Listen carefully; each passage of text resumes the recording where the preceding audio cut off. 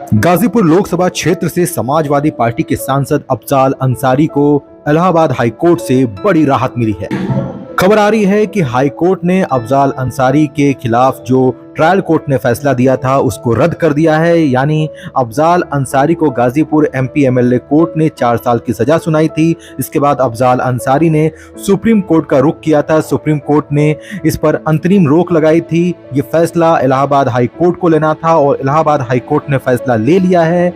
Allahabad high court ने trial court के आदेश और फैसले को रद्द कर दिया है। यानी अफजाल अंसारी को जो 4 साल की सजा सुनाई गई थी उसको रद्द कर दिया गया है। न्यायमूर्ति संजय कुमार सिंह ने मामले पर फैसला सुरक्षित रखने के कुछ दिन बाद आज फैसला सुनाया। विस्तृत फैसले का अभी इंतजार है। इस मामले में आए फैसले का अंसारी के राजनीतिक करियर पर गहरा असर पड़ेगा।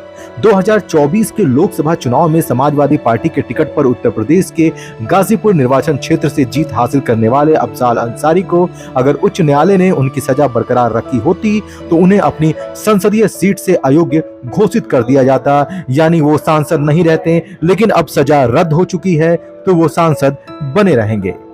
यहाँ यह ध्यान देने योग्य है कि भारतीय संविधान के अनुच्छेद 102(1)(e) के अनुसार जन प्रतिनिधित्व अधिनियम 1951 की धारा 8 के साथ पठित किसी सांसद या विधायक को किसी अपराध के लिए दोषी ठहराया गया हो और कम से कम 2 वर्ष के कारावास की सजा दी गई हो तो ऐसी सजा की तारीख से अयोग्य घोषित कर दिया जाएगा और उसकी रिहाई के बाद से 6 वर्ष तक की अतिरिक्त अवधि के लिए अयोग्य घोषित किया जाएगा। यानी वो चुनाव नहीं लड़ पाता है। यह भी ध्यान देने योग्य है कि मई 2023 में अंसारी को मामले में दोषी ठहराए जाने की तारीख से लोकसभा के सदस्य के रूप में अयोग्य घोषित कर दिया गया था। हालांकि सुप्रीम कोर्ट ने 2-1 की बहुमत से पिछले साल दिसंबर में उनकी दोष सिद्धि को निलंबित कर दिया था, जिसमें उनकी लोकसभा सदस्यता बहाल हो गई थी।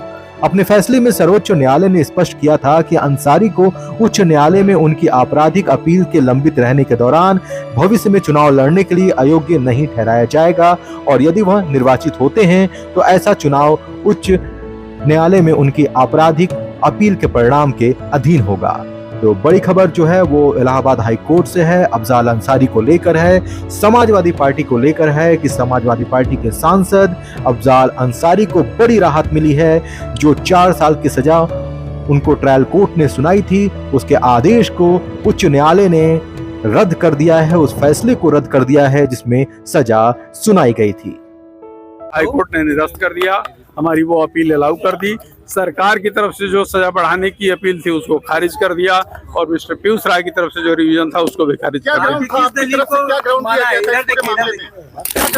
देखिए, हम लोगों ने कई आर्गुमेंट्स, अदालत ने हमारे सारे आर्गुमेंट्स को बड़े धैर्य से और कई दिनों तक सुना था और हमें खुशी है कि उन्होंने हमारी आर्गुमेंट्स को स्वीकार किया है और अपील अलाउ किया। किन किन आधारों को लिया गया वो तो जजमेंट जब अपलोड होगा तब भी हम आपसे शेयर कर पाएंगे। को चैलेंज किया था कि जिस मामले में बरी हो चुके हैं उस मामले से जुड़े मामले में गैंगस्टर एक्ट नहीं, ये वन ऑफ द आर्गुमेंट था कि साहब जो बेस केस थी उसमें हमारा एक्विटल हो गया। इसके अलावा भी कई आर्गुमेंट्स थे और सबसे बड़ा आर्गुमेंट यह था कि जो भी गवाह पेश हुए थे इस केस में उन्होंने कहा कि साहब हम सिर्फ सुनी सुनाई बातों के आधार पर कह रहे हैं कि इस तरह का ये आपराधिक गतिविधियों में लिप्त रहते हैं, कोई इस तरह का हमें साक्ष्य पत्रावली पर नहीं मिला। तो कह सकते हैं कि सांसदी जो है उस पर कोई खतरा नहीं है, बरी जी बिल्कुल बिल्कुल आप कह सकते हैं कि वो इस समय सुरक्षित हैं। अदालत ने उनके साथ न्याय किया है।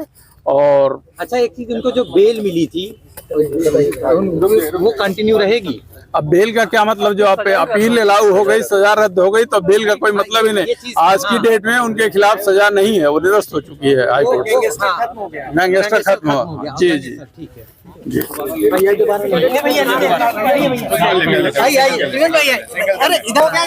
चलो ठीक है, कंटिन्यू।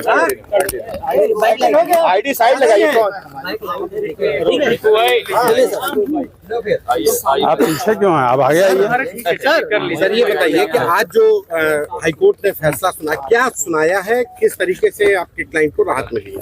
देखिए, आज जो फैसला बड़ा महत्वपूर्ण फैसला था जिसमें गाजीपुर के सांसद अफजाल अंसारी जी को 4 साल की सजा एमपी एमएलए कोर्ट ने दिया था 29 अप्रैल 2023 को। उसको आज हाईकोर्ट ने अपने आदेश से उस सजा को निरस्त कर दिया। हमारी अपील माननीय न्यायालय ने अलाउ कर दिया है और कंट्रेरी में जो सरकार की तरफ से अपील फाइल हुई थी कि इसकी सजा बढ़ाई जाए और जो मिस्टर पीयूष राज ने किया था कि सजा बढ़ा दी जाए, वो दोनों को निरस्त कर दिया। कुल मिला के पूर्णतया हम लोगों को अदालत ने राहत दी है इस केस में और उनको बरी कर दिया। लोकसभा सदस्यता को लेकर के आपको आगे अब लोकसभा सदस्यता उनका इसी शर्त पर निर्भर था कि अपील का जो रिजल्ट होगा, रिजल्ट उनके पक्ष में आया तो सांसद बने रहेंगे। इसके लिए उन्हें बधाई।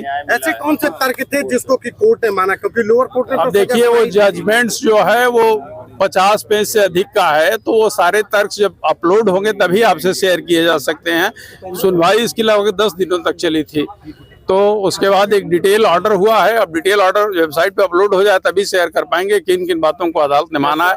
हमारा मुख्य आर्गुमेंट ये था कि जो बेस केस था उसमें एक्विटल हो गया है और पत्रावली पे जो भी गवाह आए हैं प्रोसिक्यूशन, उन्होंने ऐसी कोई गवाही नहीं दी कि इनके खिलाफ कोई आपराधिक गतिविधियों में शामिल होने का कोई साक्ष्य मिला। आप लोग ने क्या दलील दी थी कि कोई किस केस में उनको जो है बरी कर दिया गया? उसके जो जिस आधार पर गैंगस्टर लगाया था, जो बेस केस था वो था कृष्णानंद राय जी के मर्डर का केस। उस केस में वो ऑलरेडी बरी हो चुके थे।